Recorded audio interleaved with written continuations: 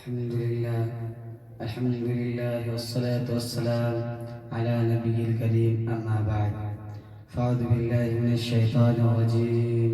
بسم الله الرحمن الرحيم وقضى ربك ألا تعبدوا إلا إياه وبالوالدين إحسانا إما يبلغن عندك الكبر أحدهما أو كلاهما فلا تقل لهما أف ولا تنهرهما وقل لهما قولا كريما وقال عليه الصلاة والسلام هنا جنتك ونارك. صدر ذي وقار، حکم صاحبان اور رفقائے بز،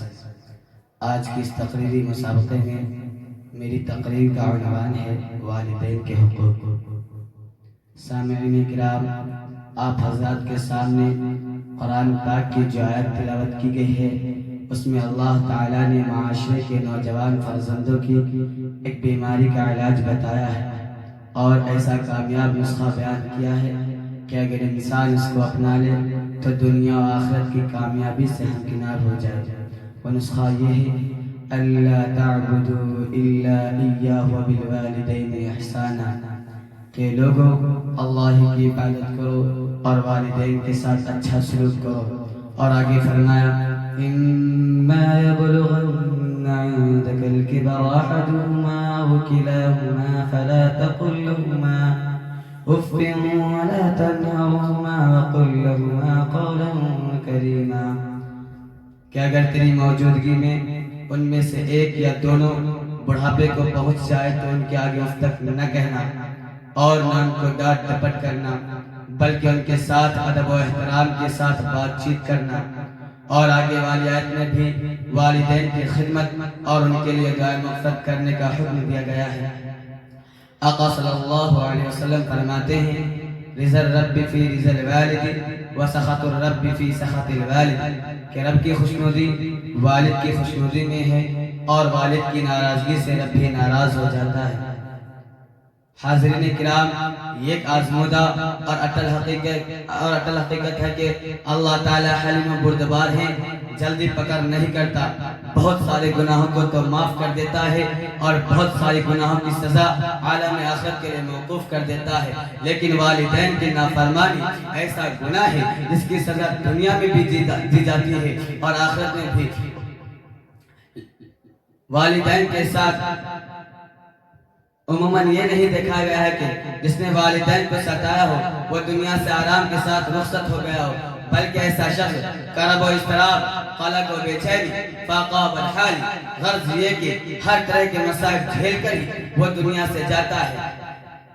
ذرا سوچئے یہ کیا اندھیرا ہے اور کس قدر بے وفائی ہے کہ جب ہم کمزور و ناتواں تھے، ہمارے والدین طاقتور اور توانا تھے، اس وقت انہوں نے اپنا تن من دھن لگا کر ہماری پرورش کی، ہم پر خرچ کرنے میں دریغ نہیں کیا. اب جبکہ صورتحال برعکس ہو گئی، والدین اپنی جان کھپاتے کھپاتے ناتواں ہو چکے ہیں اور اولاد کے محتاج ہو گئے ہیں، تو اولاد کے لیے کتنے سنگ دلی، احسان فراموشی اور بے وفائی کی بات ہوگی کہ اپنے ان مخلص والدین پر مال خرچ کرنے میں تامل سے کام لیں.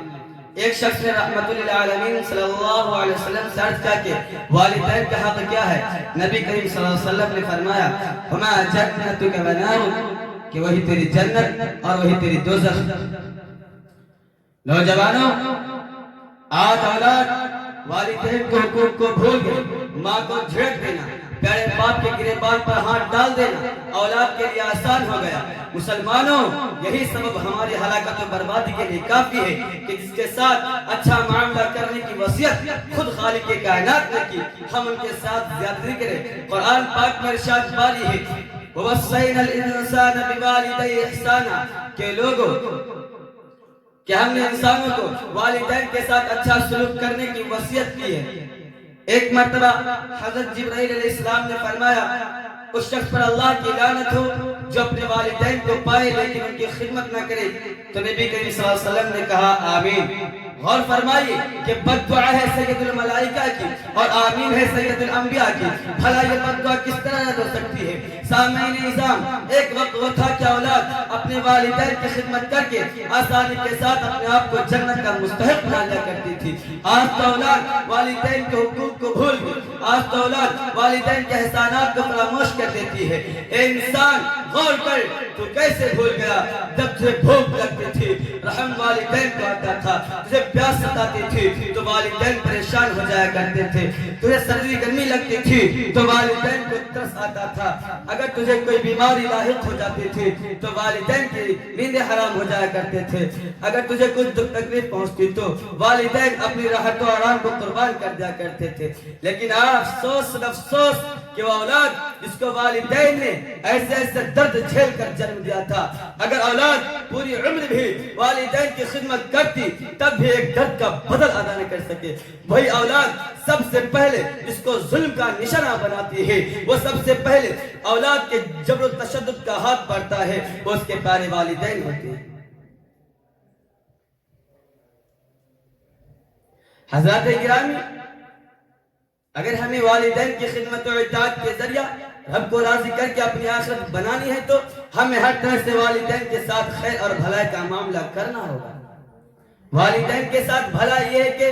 دل و زبان اور اپنے اعمال سے ان کے حقوق کا اعتراف کیا جائے، انہیں ایسی کوئی بات نہ کہی جائے اور ایسا کوئی کام نہ کیا جائے جو ان کے لیے باعث تکلیف ہو، تن من دھن سے ان کی خوب خدمت کی جائے، ان سے محبت کی جائے، ان کے پاس اٹھنے بیٹھنے، ان سے گفتگو کرنے اور دیگر تمام کاموں میں ان کا ادب کیا جائے۔ والدین کی خدمت کے لیے اپنا مال خوش دلی سے ان کے قدموں میں رکھ دیا جائے اور جب انہیں ضرورت ہو ان کی خدمت میں حاضر رہے، ان کی عزت و توقیر ملحوظ رکھے، ان کی رضا اور خوشی کی تلاش میں رہا کرے، ان کی جائز باتوں میں فرما برداری کرے، ان کی وفات کے بعد ان کے لیے ایصال ثواب کرے، ان کی جائز وصیتوں کو پورا کرے، ان کے اچھے تعلقات کو قائم رکھے۔ والدین کے ساتھ بھلائی کرنے میں یہ بھی داخل ہے کہ اگر وہ گناہوں کے عادی ہوں یا کسی غیر مذہبی معاملہ میں گرفتار ہو تو ان کو نرمی کے ساتھ اصلاح و تقوی اور صحیح عقائد کی طرف لانے کی کوشش کرتا رہے۔ دوستو دعا کیجئے کہ اللہ رب العزت ہمارے معاشرے سے والدین کی مظلومیت کو ختم فرمائے، اللہ ہم سب کو والدین کی خدمت و اطاعت کرنے کی توفیق بخشے، آمین وما علینا الا البلاغ۔